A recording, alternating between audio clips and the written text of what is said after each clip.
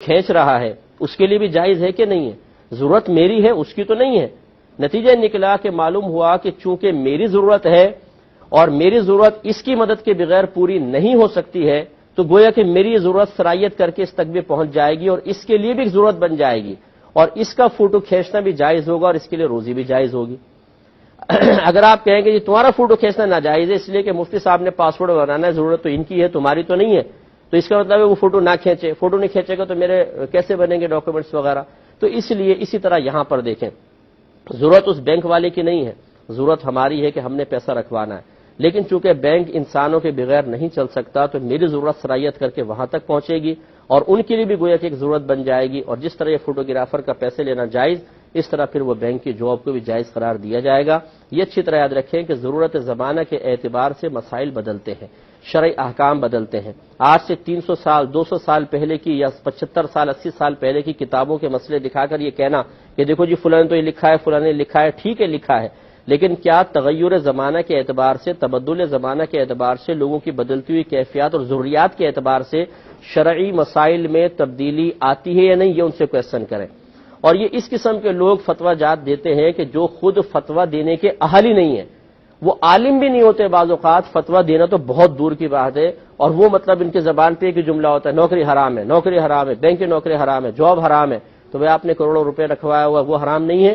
Bank کا نظام سودی نظام چلیے آپ جیسے لوگوں کے پیسوں سے رہا ہے تو وہ جائز کیسے ہو جائے گا؟ اس لیے ہماری گزارش یہ ہے کہ اس میں شدت پسندی کے بجائے ضرورت کو پیش نظر رکھا جائے اور جو فتویٰ دینے کے اہل ہیں یہ ذمہ داری انہی کے سپرد کی جائے. اور جب وہ اپنی ذمہ داری پوری کرتے ہوئے جہاں شرعی رعایت نکل رہی ہے، اللہ کا خوف رکھتے ہوئے وہاں شرعی رعایت دیں تو ان پہ انگلی نہ اٹھائی جائے کہ جی ان میں تو تقوی کی صفت ہی نہیں ہے، کیسے جائز قرار دے رہے ہیں. کیونکہ ابھی ٹائم قلیل ہے، ورنہ میں آپ کو 50 ایسی مثال دیتا کہ جو اس قسم کی باتیں بولتے ہیں جی جاب کرنا حرام ہے اور یہ مسئلہ ہے وہ مسئلہ ہے اور یہ ثابت کرنے کی کوشش کرتے ہیں کہ ہم میں تقوی زیادہ ہے اور آج کل کے مفتیان کرام میں کم ہے. میں ان سے 50 کویسچن کر لیتا ہوں، اپنی جان چھڑا کر بتا دے کہ وہ کتنے اس قسم کے امور میں خود مبتلا ہیں کہ جب ان سے کویسچن کیے جائیں گے تو معلوم ہوگا کہ وہ خود اس قسم کے کاموں کے اندر ملوث ہے اور وہ بچ ہی نہیں سکتے ہیں. تو وہ جب اپنے اوپر آتی ہے تو جی ضرورت ہے، جی شرعی رعایت ہے، وہ ہمیں جیسے لوگوں سے پوچھتے ہوئے ایسا مسئلہ بتائیں کہ اس میں کوئی رعایت کا پہلو نکل آئے. لیکن پھر وہ جب عوام الناس کے سامنے پہنچتے ہیں تو وہاں پر اپنے درجہ تقوی کو قائم رکھنے کے لیے وہ صرف مسائل بتائیں گے جس میں لوگوں کو اذیت ہو، تکلیف ہو، مشقت ہو، کچھ بھی ہو. بخاری کی روایت اچھی طرح یاد رکھیں، سیدہ عائشہ صدیقہ رضی اللہ تعالی عنہا ارشاد فرماتی ہیں کہ جب بھی اللہ تبارک و تعالی نے نبی کریم صلی اللہ علیہ وسلم کو کسی حکم میں اختیار دیا کہ آپ امت کو یہ حکم فراہم کریں اور اس کے 2 پہلو تھے، تو نبی کریم نے ہمیشہ آسانی والا پہلو اختیار کر کے امت کو بتایا بشرطے کہ اس میں کوئی گناہ کا پہلو نہ ہو.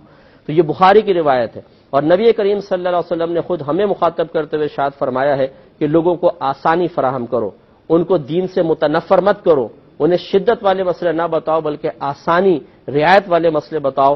تو یہ عین مزاج شریعت ہے. جس نے قرآن پڑھا ہو، حدیث پڑھی اس کو کوئی تعجب نہیں ہوگا.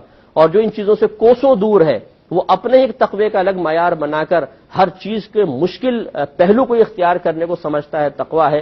حالانکہ ایسا نہیں ہے. فتویٰ اور تقوی میں فرق ہوتا ہے اور تقوی کی بھی مختلف درجات ہوتے ہیں اور مختلف زمانے کے اعتبار سے، ضروریات کے اعتبار سے اس میں تبدیلی پیدا کرنا بسا اوقات لازم ہو جاتا ہے. ایک کالر ہمارے ساتھ مزید. السلام علیکم.